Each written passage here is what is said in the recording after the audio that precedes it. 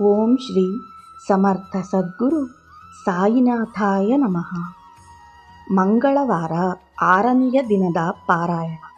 ಆಕಾಶದಲ್ಲಿ ಮಿಣುಕ್ ಮಿಣುಕ್ಕೆಂದು ನಮಗೆ ಕಾಣಿಸುವ ನಕ್ಷತ್ರಗಳು ನಾವು ವಾಸಿಸುವ ಭೂಮಿಗಿಂತ ಅನೇಕ ಸಾವಿರ ಪಟ್ಟು ದೊಡ್ಡವು. ಅಂತಹ ಕೋಟಿ ಕೋಟಿ ನಕ್ಷತ್ರಗಳಿಂದ ತುಂಬಿದ ಈ ವಿಶ್ವದಿಂದ ಹಿಡಿದು ಅತಿ ಸೂಕ್ಷ್ಮವಾದ ಜೀವಿಗಳವರೆಗೂ ಎಲ್ಲವೂ ಪರಮಾಣುಗಳಿಂದಲೇ ನಿರ್ಮಾಣವಾಗಿದೆ ಎಂದು, ಆ ಪರಮಾಣುಗಳೂ ಕೂಡ ಸರ್ವವ್ಯಾಪಿಯಾದ ಒಂದು ಶಕ್ತಿ ಕ್ಷೇತ್ರದಿಂದ ಉದ್ಭವವಾಗುತ್ತಿದೆ ಎಂದು ಶಾಸ್ತ್ರಜ್ಞರು ಸರ್ವತ್ರ ತುಂಬಿಕೊಂಡಿರುವ ಆ ಶಕ್ತಿ ಚೈತನ್ಯವೇ ಪರಮಾತ್ಮನೆಂದು ಋಷಿಗಳು ಹೇಳುತ್ತಾರೆ. ಮೊಟ್ಟ ಮೊದಲು ಆ ಆದಿ ಚೈತನ್ಯವೇ ತನ್ನಲ್ಲಿ ಮಾರ್ಪಾಡು ತಂದುಕೊಂಡು ಜಗತ್ತಾಗಿ ಜೀವಿಗಳಾಗಿ ಪ್ರಕಟವಾಯಿತು. ಜಗತ್ತು ಜೀವಿಗಳೂ ಕೂಡ ಪರಮಾತ್ಮನಿಂದಲೇ ಉದ್ಭವವಾದವು. ಸಮುದ್ರದಲ್ಲಿ ನಡೆಯುವ ಮಥನದಲ್ಲಿ ಅಲೆಗಳೆದ್ದು ಒಂದಕ್ಕೊಂದು ಡಿಕ್ಕಿ ಹೊಡೆದು ನೀರಿನ ಕಣಗಳು ಮೇಲೆಗರಿ ಸ್ವಲ್ಪ ಹೊತ್ತು ಸಮುದ್ರದಿಂದ ಬೇರೆಯಾಗಿ ಬಿಂದು ರೂಪವನ್ನು ಧರಿಸಿ ನಿಂತಂತೆ ಎಲ್ಲವೂ ತುಂಬಿದ ಆ ಆದಿ ಚೈತನ್ಯವೇ ತನ್ನಲ್ಲಿನ ಮಥನದಿಂದ ಅನೇಕ ಜೀವಿಗಳಾಗಿ ವ್ಯಕ್ತವಾಯಿತು. ಆದರೆ ಸಮುದ್ರದಿಂದ ಹೊರಬಿದ್ದ ನೀರಿನ ಕಣಗಳು ಸ್ವಲ್ಪ ಕಾಲ ಬೇರೆಯಾಗಿದ್ದು ಮತ್ತೆ ತಮ್ಮಷ್ಟಕ್ಕೆ ತಾವೇ ಸಮುದ್ರದಲ್ಲಿ ಲೀನವಾದಂತೆ ಜೀವಿಗಳು ಸ್ವಲ್ಪ ಕಾಲ ಬೇರೆಯಾಗಿ ಜೀವಿಸಿ ಮತ್ತೆ ತಾವೇ ಪರಮಾತ್ಮನಲ್ಲಿ ಲೀನವಾಗುವುದಿಲ್ಲ. ಪರಮಾತ್ಮನಿಂದ ಉದ್ಭವವಾಗಿ ಇರುವ ಸ್ವಲ್ಪ ಕಾಲದಲ್ಲಿ ತನ್ನ ಇರುವಿಕೆಯನ್ನು ಕಾಪಾಡಿಕೊಳ್ಳುವ ಪ್ರಯತ್ನದಲ್ಲಿ ಮನಸ್ಸೆಂಬುದನ್ನು ಸೃಷ್ಟಿ ಮಾಡಿಕೊಂಡು ಬೇರೆಯಾಗಿ ಜೀವಿಸುತ್ತಾನೆಯೇ ಹೊರತು ಪರಮಾತ್ಮನಲ್ಲಿ ಲೀನವಾಗಬೇಕೆಂದುಕೊಳ್ಳುವುದಿಲ್ಲ ಜೀವಿ. ಏಕೆಂದರೆ ತಾನು ಪರಮಾತ್ಮನ ಭಾಗವೆಂಬುದನ್ನೇ ಮರೆತು ಹೋಗಿರುತ್ತಾನೆ. ತನಗೂ ಪರಮಾತ್ಮನಿಗೂ ಮಧ್ಯೆ ಮನಸ್ಸನ್ನಿಟ್ಟುಕೊಂಡು ತನ್ನ ಇಷ್ಟ అయిಷ್ಟಗಳ ಪ್ರಕಾರ ಜೀವಿಸುತ್ತಾ ಕರ್ಮಗಳನ್ನು ಗ್ರಹಿಸುತ್ತಾ ಕರ್ಮಫಲವನ್ನನುಭವಿಸುತ್ತಾ ಕಷ್ಟಾಸುಖಗಳ ಜನನ ಮರಣಗಳ ಚಕ್ರದಲ್ಲಿ ಸಿಕ್ಕಿಹಾಕಿಕೊಳ್ಳುತ್ತಾನೆ. ಒಂದಾನೊಂದು ಪರಿಸ್ಥಿತಿಯಲ್ಲಿ ತಡೆಯಲಾರದಂತಹ ಕಷ್ಟ ಕೋಟಲೆಗಳಲ್ಲಿ ಸಿಕ್ಕಿಕೊಂಡಾಗ ಅದರಿಂದ ಹೊರಬೀಳುವ ಮಾರ್ಗಾನ್ವೇಷಣೆ ಮಾಡುತ್ತಾ ಪರಮಾತ್ಮ ತತ್ವವನ್ನು ಮಹನೀಯರ ಮೂಲಕ ತಿಳಿದುಕೊಳ್ಳುತ್ತಾನೆ. ತನ್ನ ನಿಜತತ್ವ ತಿಳಿದಾಗ ಪರಮಾತ್ಮನಲ್ಲಿ ಐಕ್ಯವಾಗಬೇಕೆಂದು ತಪಿಸುತ್ತಾನೆ. ದುಃಖ ನಿವೃತ್ತಿಗೋಸ್ಕರ ಪರಿತಪಿಸುತ್ತಾನೆ. ಪರಮಾತ್ಮ ಸಾಯಿ, ನಾನೀಗ ಬಹುಶಃ ಅಂತಹ ಪರಿಸ್ಥಿತಿಯಲ್ಲೇ ಸಿಕ್ಕಿ ಹಾಕಿಕೊಂಡಿದ್ದೇನೆ. ನಿನ್ನನ್ನೇ ನಂಬಿ ಶರಣು ಬಂದಿದ್ದೇನೆ. ನನ್ನನ್ನು ನಿನ್ನಂತೆ ಮಾಡು. ನನ್ನ ಈ ದುಃಖವನ್ನು ಹೋಗಲಾಡಿಸು. ನನ್ನನ್ನುದ್ಧರಿಸು.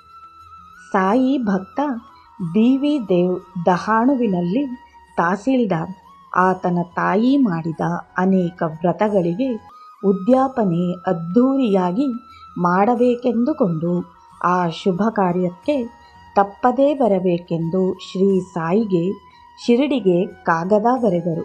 ನನ್ನನ್ನು ಗುರುತಿಟ್ಟುಕೊಂಡವರನ್ನು ನಾನು ಮರೆಯುವುದಿಲ್ಲ. ಪ್ರೇಮದಿಂದ ಕರೆದವರ ಹತ್ತಿರಕ್ಕೆ ಓಡಿ ಹೋಗುತ್ತೇನೆ. ಇನ್ನು ಇಬ್ಬರೊಂದಿಗೆ ಉದ್ಯಾಪನೆಗೆ ತಪ್ಪದೇ ಬರುತ್ತೇನೆ ಎಂದು ಜೋಗ್ ಕೈಲಿ ಉತ್ತರ ಬರೆಸಿದರು ಬಾಬಾ.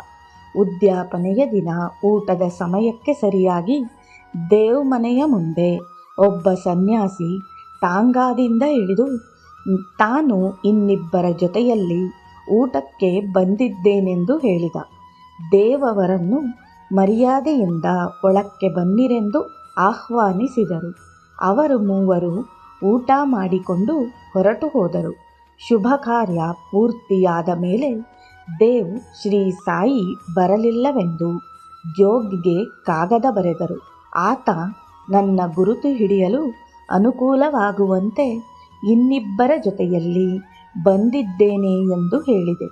ಆದರೆ ದೇವ್ ನನ್ನನ್ನು ಗುರುತಿಸಲೇ ಇಲ್ಲ ಎಂದರು ಶ್ರೀ ಸಾಯಿ. ವಿಷಯ ತಿಳಿದ ದೇವ್ ಸಾಯಿಯನ್ನು ಗುರುತಿಸಲಾರದೆ ಹೋಗಿದ್ದಕ್ಕಾಗಿ ಪಶ್ಚಾತ್ತಾಪಪಟ್ಟರು. ಆದರೆ ಸ್ವಯಂ ಬಂದು ತನ್ನ ಮನೆಯಲ್ಲಿ ಊಟ ಮಾಡಿದ ಸಾಯಿಗೆ ತನ್ನ ಮೇಲಿರುವ ಪ್ರೇಮಕ್ಕೆ ಆತ ಆಶ್ಚರ್ಯಪಟ್ಟು ಆನಂದದಲ್ಲಿ ಮುಳುಗಿ ಹೋದರು. ಒಂದು ಸಲ ಹೇಮಾಡ್ ಪಂತ್ರಿಗೆ ಸಾಯಿ ಬೆಳಗ್ಗಿನ ಜಾವ ಕನಸಿನಲ್ಲಿ ಕಾಣಿಸಿಕೊಂಡು ಅಂದು ಅವರ ಮನೆಗೆ ಊಟಕ್ಕೆ ಬರುತ್ತೇನೆಂದು ಹೇಳಿದರು. ಅಂದು ಹೋಳಿ ಹಬ್ಬವಾದದ್ದರಿಂದ ಪೂಜೆ ಮುಗಿಸಿ 2 ಪಂಕ್ತಿಗಳಲ್ಲಿ ಎಲೆ ಹಾಕಿ ಬಂಧು ಮಿತ್ರರನ್ನು ಕೂಡಿಸಿ ಮಧ್ಯದಲ್ಲಿ ಸಾಯಿಗೋಸ್ಕರ ಆಸನ ಸಿದ್ಧ ಮಾಡಿ ಎಲೆ ಹಾಕಿ ಬಡಿಸಿ ಸಾಯಿ ಬರುವಿಕೆಗೋಸ್ಕರ ಕಾಯುತ್ತಾ ಕುಳಿತರು ಹೇಮಾಡ್ ಪಂತ್. ಊಟದ ಸಮಯಕ್ಕೆ ಸರಿಯಾಗಿ ಆಲಿ ಮೊಹಮ್ಮದ್, ಮೌಲಾನಾ ಇಸ್ಮು ಮುಜಾಫರ್ ಎನ್ನುವವರು ಬಂದು ಒಂದು ಸುಂದರವಾದ ಸಾಯಿ ಚಿತ್ರಪಟವನ್ನು ಕೊಟ್ಟು ಹೋದರು. ಪರಮಾನಂದದಿಂದ ಹೇಮಾಡ್ ಪಂತ್ ಬಾಬಾ ಪಟವನ್ನು ಪೀಠದ ಮೇಲಿಟ್ಟು ನೈವೇದ್ಯವಿಟ್ಟು ನಮಸ್ಕಾರ ಮಾಡಿದರು. ಎಲ್ಲರೂ ಹಬ್ಬದೂಟ ಮಾಡಿದರು. ಹೀಗೆ ಸಾಯಿ ತಾನು ಸ್ವಪ್ನದಲ್ಲಿ ಹೇಳಿದ ಮಾತನ್ನು ನಿಲ್ಲಿಸಿಕೊಂಡರು. ಶ್ರೀ ಸಾಯಿಬಾಬಾ ಪ್ರತಿದಿನ ಕೆಲವೇ ಮನೆಗಳಲ್ಲಿ ಭಿಕ್ಷೆ ಬೇಡಿ ತಂದು ತಿನ್ನುತ್ತಿದ್ದರು. ಅವರಿಗೆ ಬಹಳ ಸಲ ಸ್ವಲ್ಪ ಊಟ ಸಾಕಾಗುತ್ತಿತ್ತು. ಒಂದೊಂದು ಸಲ ಬಡವರಿಗೆ ಊಟ ಹಾಕಬೇಕೆಂದುಕೊಂಡರೆ ತಾವೇ ಸ್ವತಃ ಬಜಾರಿಗೆ ಹೋಗಿ ಅಕ್ಕಿ, ಗೋಧಿ ಹಿಟ್ಟು, ಮಸಾಲೆ ದಿನಿಸುಗಳು ಎಲ್ಲವನ್ನು ಹಣ ಕೊಟ್ಟು ಕೊಂಡುಕೊಂಡು ತರುತ್ತಿದ್ದರು. ಮಸೀದಿಯ ಮುಂದೆ ಒಲೆ ಹತ್ತಿಸಿ ಅದರ ಮೇಲೆ ದೊಡ್ಡ ಅಡಿಗೆ ಪಾತ್ರೆ ಇಟ್ಟು ಅಡಿಗೆ ಮಾಡಿ ಭಗವಂತನಿಗೆ ನಿವೇದನೆ ಮಾಡಿ ಬಡವರಿಗೆ, ದಿಕ್ಕಿಲ್ಲದವರಿಗೆ ಎಲ್ಲರಿಗೂ ತೃಪ್ತಿಯಾಗುವಂತೆ ಊಟವಿಡುತ್ತಿದ್ದರು. ಒಂದು ಸಲ ನಾನಾ ಸಾಹೇಬ್ ಚಂದೋರ್ಕರ್ ಸಾಯಿ ಪಾದಸೇವೆ ಮಾಡುತ್ತಾ ಭಗವದ್ಗೀತೆಯನ್ನು ಗುಣುಗುಣಿಸುತ್ತಾ ತದ್ವಿಧಿ ಪ್ರಣಿಪಾತೇನ ಪರಿಪ್ರಶ್ನೇನ ಸೇವೆಯ ಉಪದೇಕ್ಷಂತಿ ತೇ ಜ್ಞಾನಂ ಜ್ಞಾನಿನಃ ತತ್ವದರ್ಶಿನಃ ಎನ್ನುವ ಶ್ಲೋಕವನ್ನು ಗಟ್ಟಿಯಾಗಿ ಹೇಳಿದರು. ಬಾಬಾ ಅದರ ಅರ್ಥವೇನು ಹೇಳೆಂದರೆ, ಪಾತ, ಪ್ರಣಿಪಾತ, ಪ್ರಶ್ನೆ, ಪರಿಪ್ರಶ್ನೆ, ಸೇವೆ, ಜ್ಞಾನ ಮುಂತಾದ ಪದಗಳಿಗೆ ಸರಿಯಾದ ಅರ್ಥ ಹೇಳಲಾರದೆ ಸಾಯಿಯನ್ನೇ ಪ್ರಾರ್ಥಿಸಿದರೆ ಅವರು ಶಂಕರಾದಿಗಳೂ ಕೂಡ ಹೇಳದ ಭಾಷ್ಯವನ್ನು ಈ ರೀತಿ ಹೇಳಿದರು. ಜ್ಞಾನವನ್ನು ಪಡೆಯಬೇಕೆಂದರೆ ಆ ಸ್ಥಿತಿಯನ್ನು ಆಗಲೇ ಪಡೆದಿರುವ ಮಹಾತ್ಮರನ್ನು ಆಶ್ರಯಿಸಬೇಕು. ಅವರಿಗೆ ಸಾಷ್ಟಾಂಗ ನಮಸ್ಕಾರವನ್ನು ಮಾಡಿದರಷ್ಟೇ ಸಾಲದು, ಸರ್ವಸ್ಯ ಶರಣಾಗತರಾಗಬೇಕು. ದುರ್ಬುದ್ಧಿಯಿಂದ ಅವರನ್ನು ಪ್ರಶ್ನಿಸಕೂಡದು. ತಿಳಿಯದ ವಿಷಯವನ್ನು ತಿಳಿದುಕೊಳ್ಳಲು ಆಧ್ಯಾತ್ಮಿಕ ಅಭಿವೃದ್ಧಿಗೋಸ್ಕರ ಮಾತ್ರವೇ ಪ್ರಶ್ನಿಸಬೇಕು. ಶರೀರ ತನ್ನದಲ್ಲವೆಂಬ ಭಾವನೆಯಿಂದ ಗುರುಸೇವೆಗೋಸ್ಕರವೇ ಇದೆಯೆಂದು ತಿಳಿದು ಸೇವೆ ಮಾಡಬೇಕು. ಗುರುವು ಶಿಷ್ಯನಿಗೆ ಜ್ಞಾನೋಪದೇಶ ಮಾಡುವುದಿಲ್ಲ, ಅವನಲ್ಲಿರುವ ಜನ್ಮ ಜನ್ಮಾಂತರಗಳ ಅಜ್ಞಾನವನ್ನು ನಿರ್ಮೂಲಗೊಳಿಸುತ್ತಾರೆ. ಆಗ ಜ್ಞಾನವೇ ಉಳಿಯುತ್ತದೆ ಎಂದು ಹೇಳಿದರು ಸಾಯಿ. ಒಂದು ದಿನ ಕೋಟೀಶ್ವರನಾದ ಬೂಟಿ ಹಾಗೂ ಇನ್ನೊಬ್ಬ ಭಕ್ತನಾದ ಶ್ಯಾಮ ಇಬ್ಬರಿಗೂ ಒಂದೇ ಕಾಲದಲ್ಲಿ ಒಂದೇ ರೀತಿಯ ಸ್ವಪ್ನದಲ್ಲಿ ಕಾಣಿಸಿಕೊಂಡು ಮಂದಿರ ನಿರ್ಮಿಸಿ ನಾನು ಅಲ್ಲೇ ಇದ್ದುಕೊಂಡು ಎಲ್ಲರ ಕೋರಿಕೆಗಳನ್ನು ನೆರವೇರಿಸುತ್ತೇನೆ ಎಂದು ಹೇಳಿದರು ಸಾಯಿ. ಸಾಯಿಯ ಆಜ್ಞೆಯನ್ನನುಸರಿಸಿ ಶ್ಯಾಮ ಸಲಹೆಯಂತೆ ಶ್ರೀ ಸಾಯಿ ಆಶೀರ್ವಾದದೊಡನೆ ಬೂಟಿ ಮಂದಿರ ನಿರ್ಮಾಣ ಮಾಡಿದರು. ಕಾಲಾಂತರದಲ್ಲಿ ಅದೇ ಸಮಾಧಿ ಮಂದಿರವಾಯಿತು. 1916ರ ವಿಜಯದಶಮಿಯ ದಿನ ಶ್ರೀ ಸಾಯಿ ಭಾವಾವೇಶದಿಂದ ಇಂದೇ ನನ್ನ ಸಿಂಹೋಲ್ಲಂಘನ ಎಂದು ಮತ್ತೆ ಮತ್ತೆ ಹೇಳಿದರು. ಕೆಲವು ದಿನಗಳ ನಂತರ ರಾಮಚಂದ್ರ ಪಾಟೀಲ್ ಎನ್ನುವ ಭಕ್ತನಿಗೆ ಕಾಯಿಲೆಯಾಗಿ ಸಾಯಲು ಸಿದ್ಧನಾಗಿ ಸಾಯಿಯನ್ನು ಪ್ರಾರ್ಥಿಸುತ್ತಿದ್ದರೆ ಆತನ ಆಂದೋಲನವನ್ನು ತೀರಿಸಿ, ಸಾಯಿ, ನಿನಗೆ ಬೇಗನೆ ಸರಿ ಹೋಗುತ್ತದೆ, ನಿನ್ನ ಸಾವಿನ ಚೀಟಿಯನ್ನು ತೆಗೆದುಹಾಕಿದ್ದೇನೆ, ಆದರೆ ನನಗೆ ತಾತ್ಯಾದೇ ಚಿಂತೆ. ಅವನು ಇನ್ನೆರಡು ವರ್ಷಗಳಲ್ಲಿ ವಿಜಯದಶಮಿಯ ದಿನ ಮರಣ ಹೊಂದುತ್ತಾನೆ. ಈ ವಿಷಯ ಯಾರಲ್ಲೂ ಹೇಳಬೇಡ ಎಂದರು. ಆದರೆ ಪಾಟೀಲ್ ಈ ವಿಷಯವನ್ನು ಬಾಲಾಶಿಂಪಿ ಎನ್ನುವ ಭಕ್ತನೊಡನೆ ಮಾತ್ರ ಹೇಳಿದ. ಶ್ರೀ ಸಾಯಿ ಹೇಳಿದ ಹಾಗೆ ಪಾಟೀಲ್ಗೆ ಗುಣವಾಯಿತು. 1918 ಸೆಪ್ಟೆಂಬರ್ 28ರಿಂದ ಸಾಯಿಗೆ 3 ದಿನ ಜ್ವರ ಬಂತು. ನಂತರ ಅವರು ವಜೆ ಎಂಬ ಭಕ್ತನಿಂದ ರಾಮವಿಜಯವೆಂಬ ಪುಸ್ತಕವನ್ನು ಓದಿಸಿ ಕೇಳಿದರು. ಆ ಸಮಯದಲ್ಲೇ ಸಾಯಿಯ ಬಳಿ ಯಾವಾಗಲೂ ಇರುತ್ತಿದ್ದ ಇಟ್ಟಿಗೆಯೊಂದು ಒಬ್ಬ ಹುಡುಗನ ಕೈಯಿಂದ ಕೆಳಕ್ಕೆ ಬಿದ್ದು ಒಡೆಯಿತು. ಶ್ರೀ ಸಾಯಿ ಬಹಳ ಬಾಧೆಯಿಂದ, ಇದು ನನ್ನ ಜೀವನ ಸಹಚರಿಯಾಗಿತ್ತು, ನನ್ನನ್ನು ಬಿಟ್ಟು ಹೋಯಿತು ಎಂದರು. ವಿಜಯದಶಮಿಯ 3 ದಿನಗಳ ಹಿಂದಿನಿಂದ ಸಾಯಿ ಭಿಕ್ಷೆಗೆ ಹೋಗುವುದನ್ನು ನಿಲ್ಲಿಸಿದ್ದರು. ವಿಜಯದಶಮಿಗೆ ಕೆಲವು ದಿನಗಳ ಮುಂಚೆ ತಾತ್ಯಾಗೆ ಕಾಯಿಲೆಯಾಗಿ ಮಂಚ ಹಿಡಿದ. ವಿಜಯದಶಮಿ ಬಂತು. ತಾತ್ಯಾನ ನಾಡಿ ಬಲಹೀನವಾಗುತ್ತಾ ಬಂತು. ಅವನಿಗೆ ಅಂತ್ಯಕಾಲ ಸಮೀಪಿಸಿತು. ಆದರೆ ಆಶ್ಚರ್ಯವೆಂಬಂತೆ ಮಧ್ಯಾಹ್ನದ ವೇಳೆಗೆ ಆತನ ಆರೋಗ್ಯ ಕುದುರಿಕೊಂಡಿತು. ಆಗಿನಿಂದ ಸಾಯಿ ಆರೋಗ್ಯ ಕ್ಷೀಣಿಸಿತು. 1918 ಅಕ್ಟೋಬರ್ 15ನೇ ತಾರೀಕು ಮಂಗಳವಾರ ಮಧ್ಯಾಹ್ನ 2:30 ಗಂಟೆಗೆ ಶ್ರೀ ಸಾಯಿ ತಮ್ಮ ಭೌತಿಕ ಶರೀರವನ್ನು ಬಿಟ್ಟರು. ಶ್ರೀ ಸಾಯಿ ಭೌತಿಕ ದೇಹವನ್ನು ಬೂಟಿ ನಿರ್ಮಿಸಿದ ಮಂದಿರದಲ್ಲಿ ಸಮಾಧಿ ಮಾಡಿದರು. ಅತಿ ತ್ವರೆಯಾಗಿ ತಾತ್ಯ ಮೇಲ್ಗೊಂಡು ಜೀವಿಸಿದ. ತಮ್ಮ ಭಕ್ತನನ್ನು ರಕ್ಷಿಸಲು ಶ್ರೀ ಸಾಯಿ ತಮ್ಮ ಪ್ರಾಣವನ್ನೇ ತ್ಯಾಗ ಮಾಡಿದರೆಂದು ಎಲ್ಲರೂ ಅಂದುಕೊಂಡರು.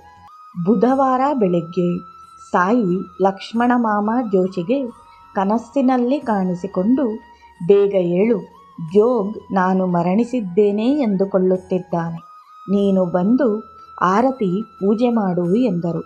ಆತ ಹಾಗೇ ಮಾಡಿದ. 16ನೇ ತಾರೀಕಿನ ದಿನ ಪಂಡರೀಪುರದಲ್ಲಿದ್ದ ದಾಸಗಣುವಿಗೆ ಸ್ವಪ್ನದಲ್ಲಿ ಶ್ರೀ ಸಾಯಿ ಕಾಣಿಸಿಕೊಂಡು, ಮಸೀದಿ ಮುರಿದು ಬಿತ್ತು, ಆ ಜಾಗ ಬಿಟ್ಟು ಬಿಟ್ಟೆ, ನೀನು ಬಂದು ನನ್ನನ್ನು ಹೂಗಳಿಂದ ಮುಚ್ಚು ಎಂದರು. ದಾಸಗಣು ತಕ್ಷಣವೇ ಶಿಷ್ಯರೊಡನೆ ಶಿರಡಿಗೆ ಬಂದು ಬಾಬಾ ಸಮಾಧಿಯನ್ನು ಹೂಗಳಿಂದ ಮುಚ್ಚಿ ಸಂಕೀರ್ತನೆ, ಅನ್ನದಾನಗಳನ್ನು ಮಾಡಿಸಿದರು.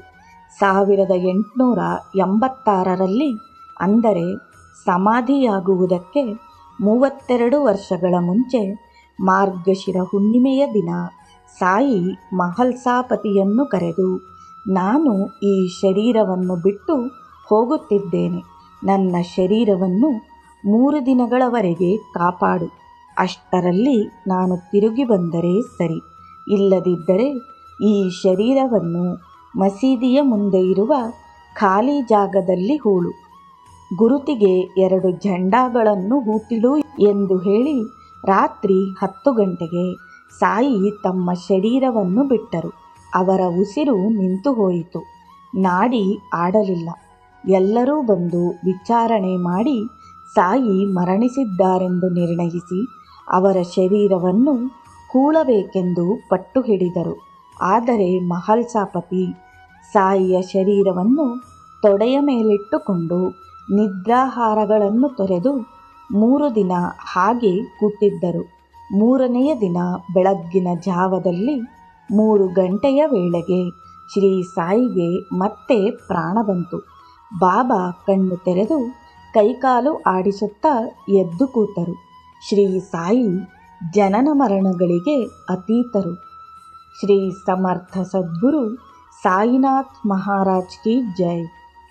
ಶ್ರೀ ಸಾಯಿಬಾಬಾ, ನಿನ್ನ ಪಾದಗಳಲ್ಲಿ ನನ್ನ ಶಿರಸ್ಸನ್ನಿಟ್ಟು ಶರಣು ಬಂದಿದ್ದೇನೆ. ನಿನ್ನ ಕೃಪೆಯಿಂದ ಮಂಗಳವಾರ 6ನೆಯ ದಿನದ ಪಾರಾಯಣ ಮುಗಿಸಿದ್ದೇನೆ.